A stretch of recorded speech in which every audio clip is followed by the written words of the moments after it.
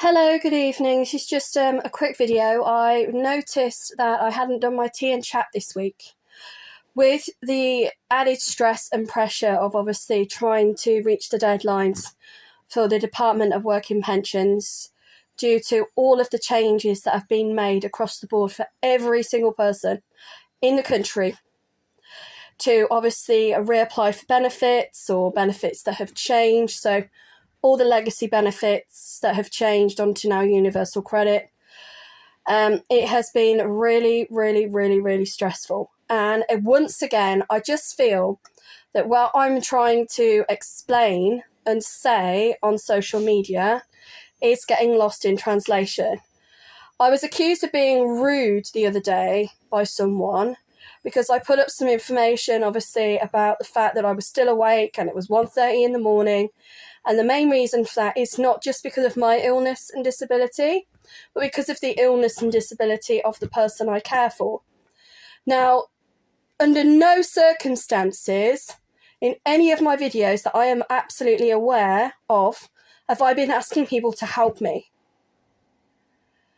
All I've been doing is trying to promote awareness that there are these illnesses and disabilities out there, such as mental health, for example, that seem to constantly be still stigmatized, even in today's society. I was talking to somebody today, I don't know them really, really well, but we got talking, and she actually said to me, and it was a woman, and that's all you need to know, that I suffer with mental health.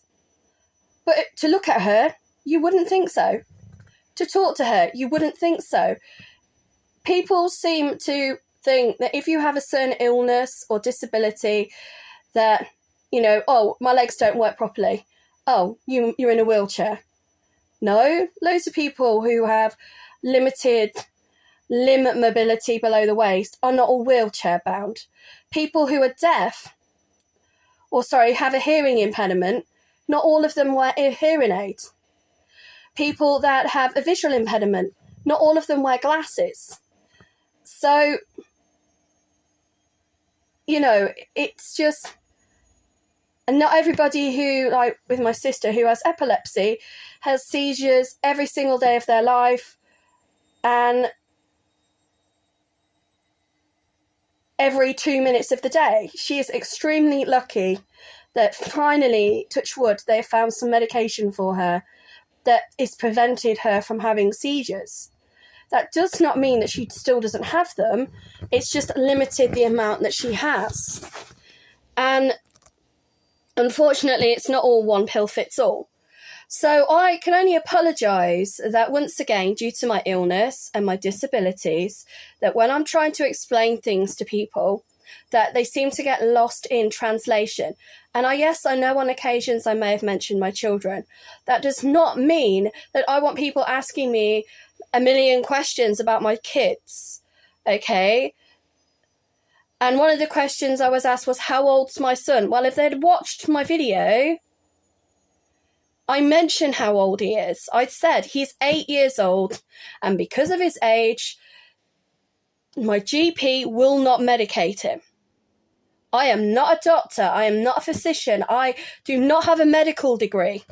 All right. I am going to my GP and saying one of the biggest stresses in my life that makes my mental health and well-being worse is sleep deprivation.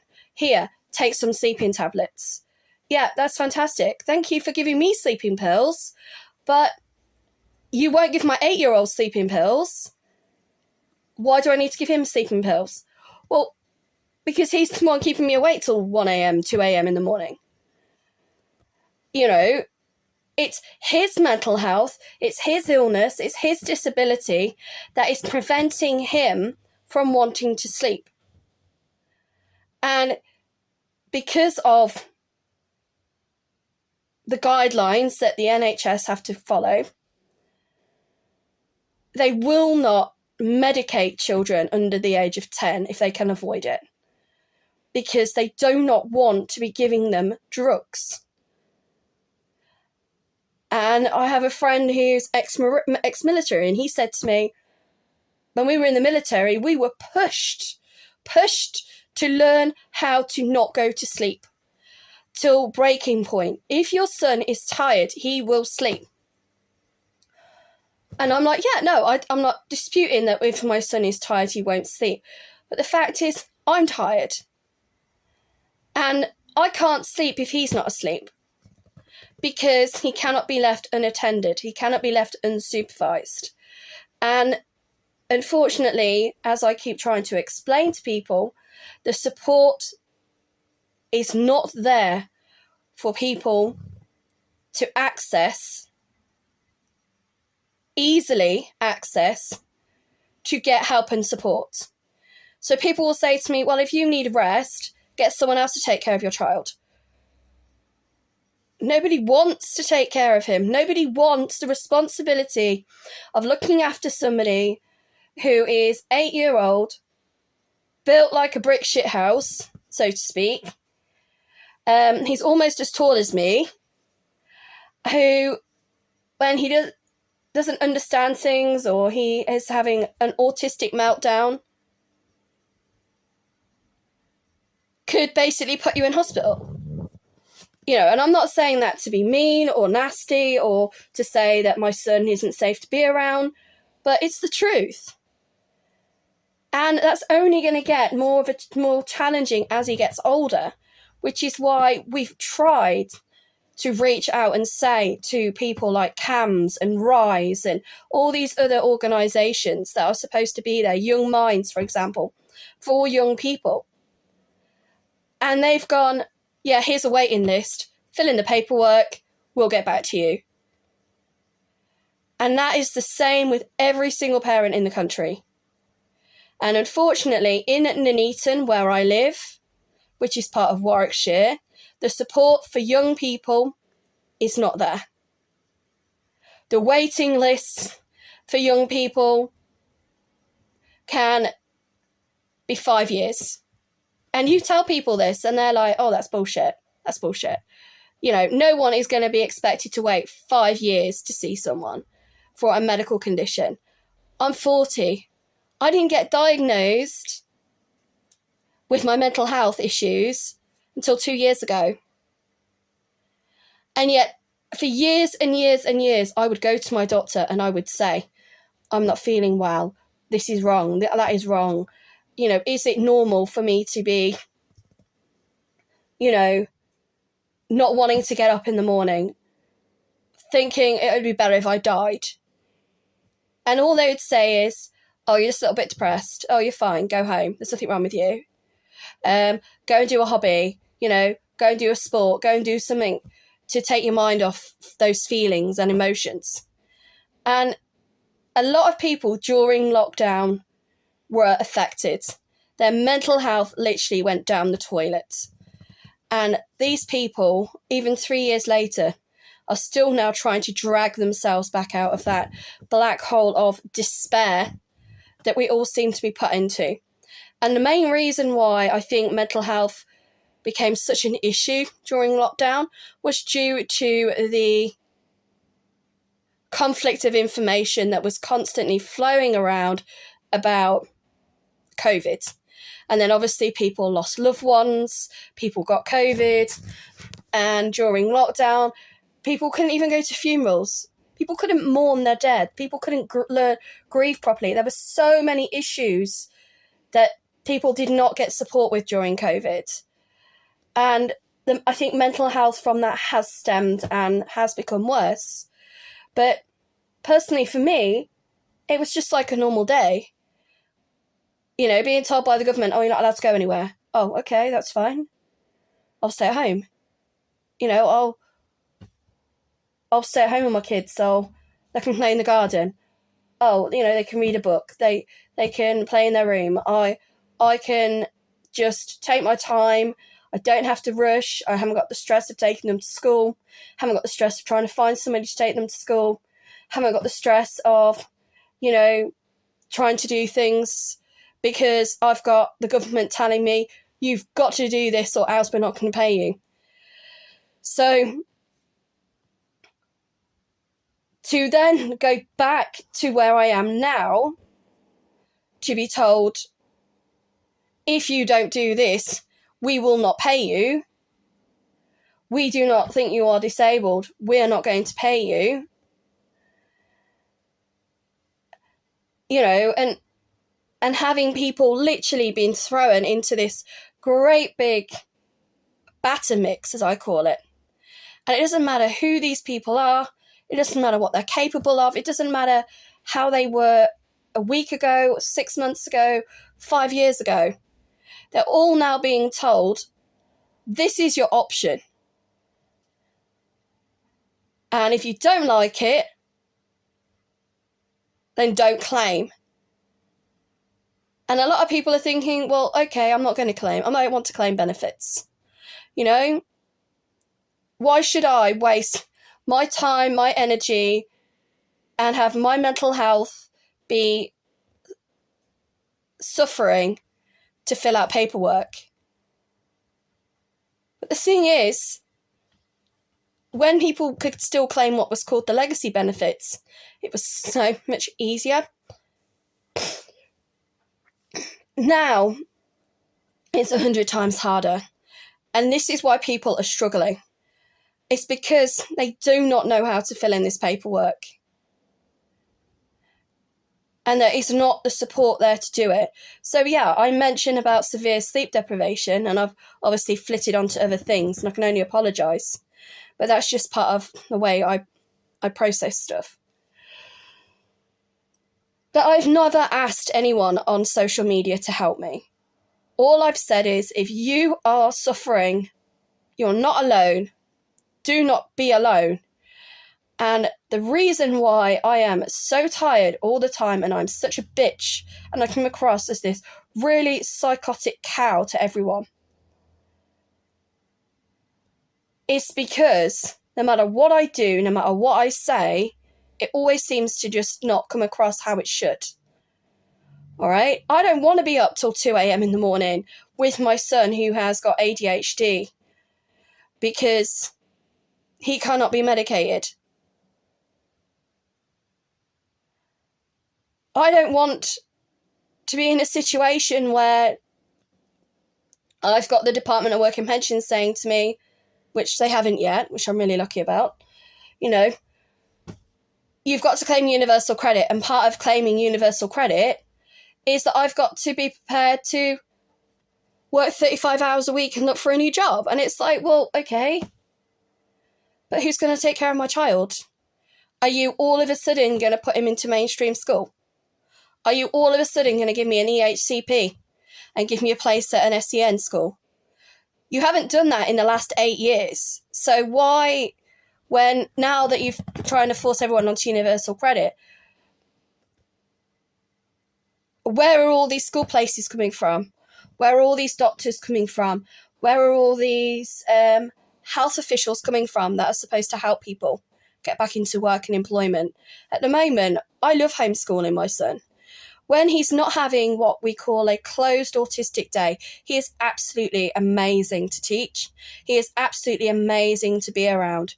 But when you've been with somebody from 5:30 in the morning and it is 1:30 the following day and they are still jumping around like they've taken amphetamines or they've gone to some rave at a nightclub, and you're sitting there thinking, oh my God, you know, I've just had a whole day of teaching you maths, English, science, geography, history. I just want to go to bed.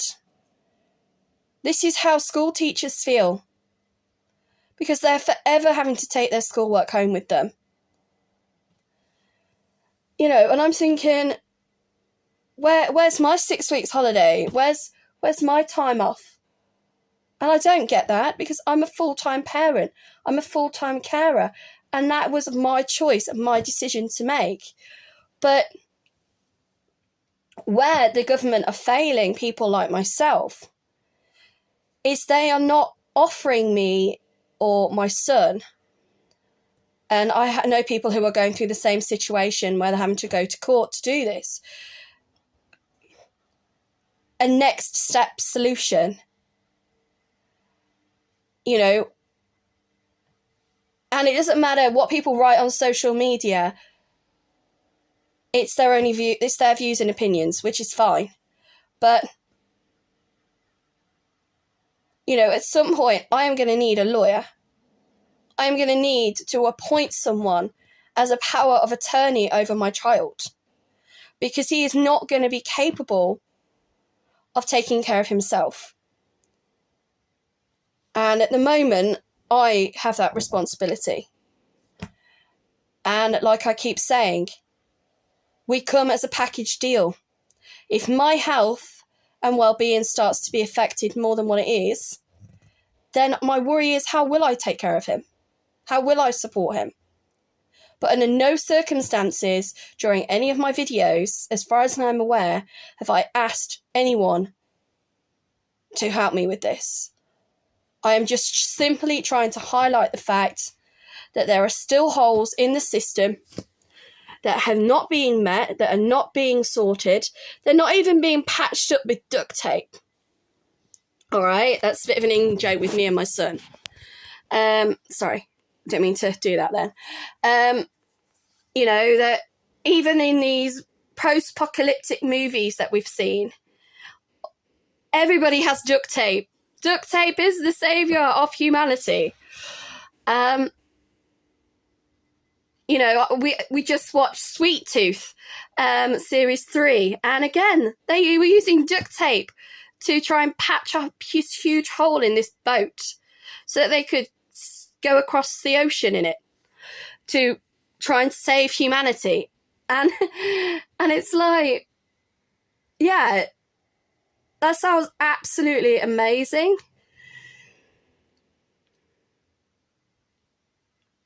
But it doesn't really work in theory. So, yes, I know I do talk about my children, but that does not give anyone the right to throw the rattle out of the pram, so to speak, when they start asking me personal questions about my kids, and I go, it's none of your business. I don't mind talking about autism. I don't mind talking about ADHD. I don't mind talking about sensory processing disorder and saying that this is what my son has. This is how it affects him. This is how it affects people around him. Because I think people need to be more educated. But that is all they need to know. They don't need to know anything else about my children. And the same with myself. I mean, I watch this lady on Instagram. I always forget her name. She's from Scotland. And she is absolutely inspirational. She is absolutely amazing. And yeah, even she admitted the other week that she has a hidden disability. And she started talking about it. And I was like, you are so brave to do that. And even she had to put on her forum, thank you for your support, but I do not want anyone giving me medical advice, guidance, or tips on how to cope with my disability. That is what my doctor is for. I'm kind of paraphrasing there. I think she may have said something else. But it was basically, you know, and she is the sort of person who will be straight and blunt with you, but she does it in a lot more of a diplomatic way, I suppose.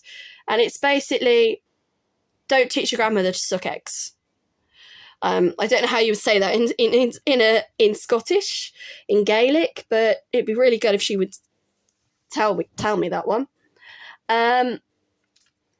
So yes, like I said, I can only apologise if what I'm trying to get through to people is being lost in translation. But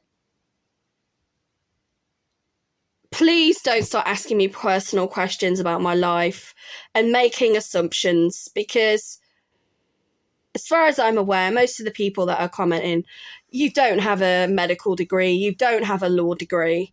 And if you do, fine. But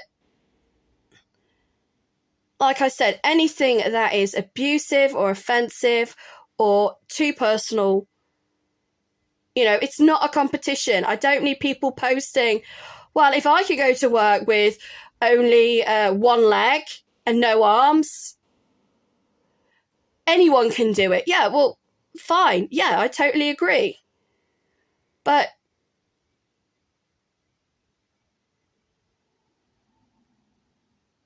I've watched programs about people that have done extraordinary things, but they've not done it on their own. All right? Stephen Hawkins had a team of people behind him. But even the medication and the treatment and the care he needed when he got diagnosed with ALS did not exist. He was so lucky to survive as long as he did. Most people with Lou Gehrig's disease are lucky if they last 5 years. He had a loving wife, he had a loving family, he had all of his friends at the university where he was students. He would have claimed the benefits that he legally was entitled to claim in the UK, which wouldn't have been that much. And the rest of it would have come from funding or sponsorship, to help him survive. I'm currently watching reruns of Smallville, and we've got to episode 17 in season 2. And again, Christopher Reeves, when you actually watch the running commentary of the program, they were saying that at one point, as much as they wanted him in the program, they couldn't afford the flight or something, because it wasn't just a case of putting him on a plane. Christopher Reeves was quadriplegic. So even for him to fly to film for Smallville took a lot of access to work, I suppose, support. He needed to make sure he had medical staff with him in case something happened. But he was such an inspiration, that man. And I'm so glad that they used him in Smallville, the series, right up until he passed away. And he would try so hard to say, I don't care if I'm a quadriplegic. I am going to try and walk again. And he put his heart, his mind, his body, everything into trying to achieve this. But he didn't do it alone. And if it hadn't have been for the support of his friends and his family and, the community, he wouldn't have got the support he needed. And this is the problem with the UK. We're so lucky we've still got the NHS. I do not want to go into privatisation. But at the same time, the support that people need, even from charities or government organisations, is very lacking still. There are so many holes within it. And if those holes could be fixed properly, then I think it would make things a lot more easier for people. I mean, the other thing I got accused of lying about was the waiting time to see somebody from the mental health team.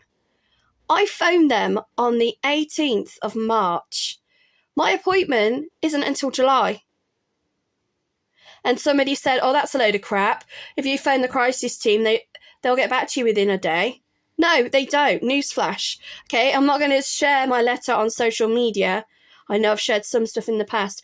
I even rang them up and I said, why have I not got an appointment till July when I phoned you in March telling you that my benefits had stopped, I was feeling extremely suicidal, I wanted to commit suicide, I was thinking about setting the house on fire that I live in, I was thinking about killing my kids, and they were like, oh, we'll contact you in July. Don't worry, I'm not going to kill my children. Okay, I don't want anyone phoning up social services or anything and thinking, oh my God, this woman's a total psycho. All right? Because I'm not. My kids are safe, my kids are well, my kids are cared for, my kids are loved. And I would never be that selfish. That is my opinion. That if I was to kill myself, it would be a very selfish thing for me to do. But at that moment, in that time, I was very distraught. And that is how mental health can affect people. And whenever I feel like that, I phone my lifeline. I phone the person I call my sponsor. And I ring them and I say,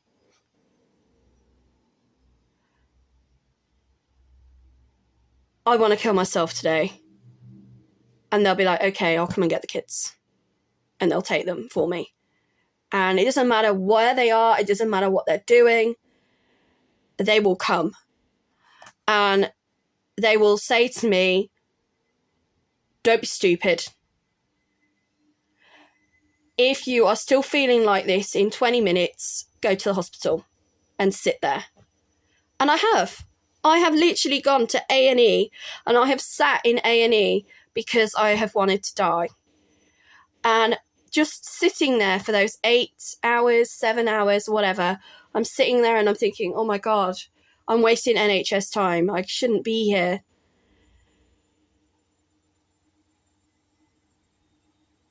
And then I think to myself, if I was to die, who would take care of my children? Who would be there to hug them, to kiss them, to love them, to tell them how proud they are of them, to tell them that it's okay to be happy, it's okay to be sad, it's okay to get angry, it's okay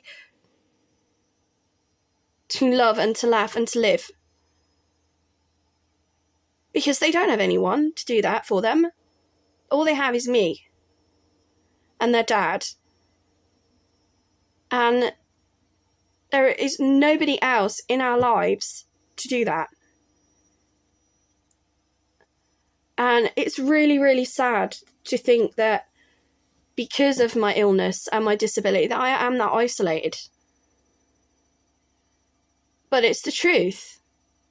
You know, again, the person I was speaking to the other day, even she admitted to me having a disabled child who is now an adult and having to raise that child who's older than mine. She had no one other than her family who she lives with to support her. And what I'm trying to say to people is that shouldn't still be happening. People should not be feeling this vulnerable, this alone, this isolated, to the point where they are posting on social media as a way of communicating, I suppose, with the world. But at the same time to say, this is how things are, and I'm sorry that this is how they are. This isn't how they should be. But people should not feel alone and vulnerable and trapped. But under no circumstances during any of my comments or things I've posted on social media have I asked anyone to help me. Okay, I have been down every single avenue that I can think of to try and get help and support for my family. And every door that I have knocked on has been closed.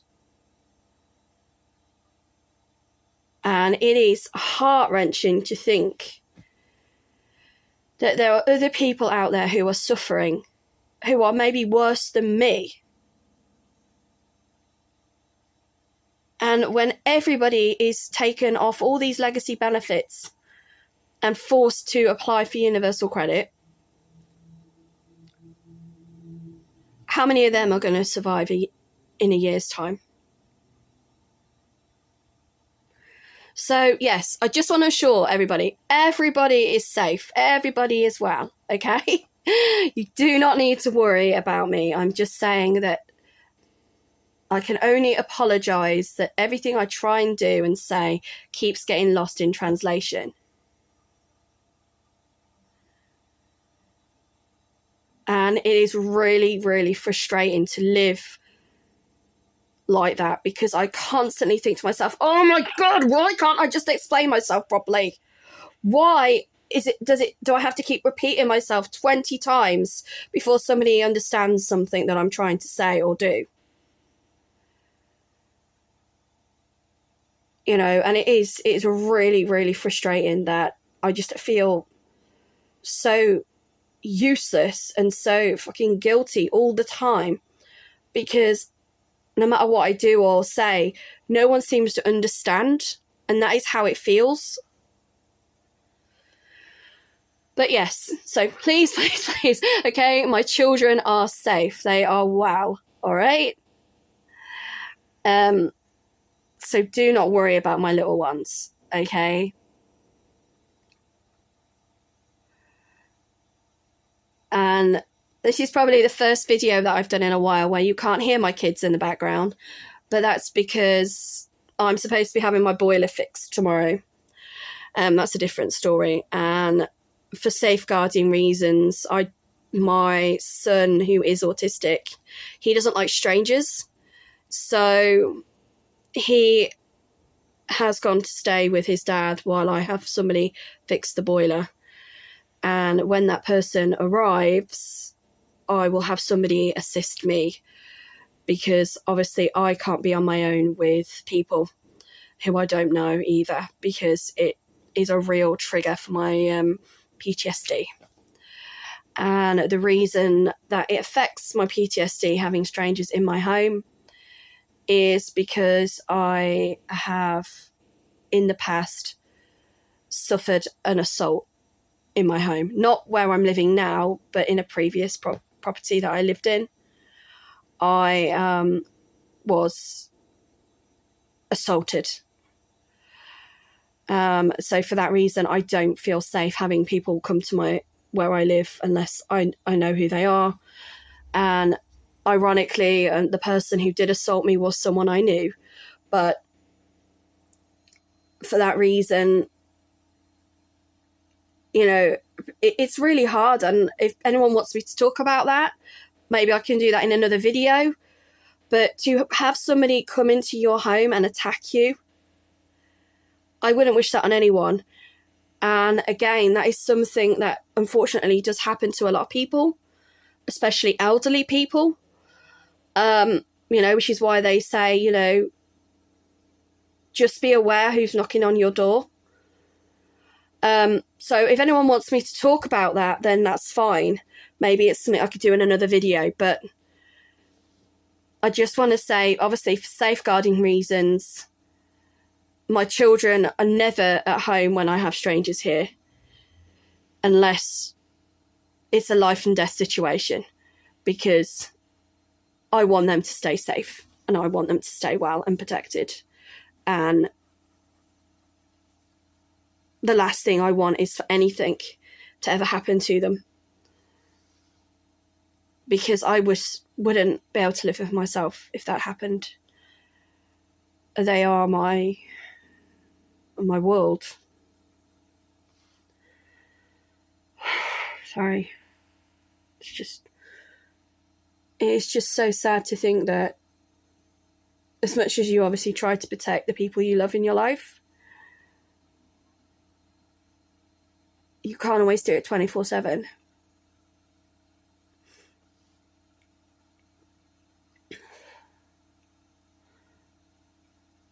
So yeah, anyway, I'm going to go now.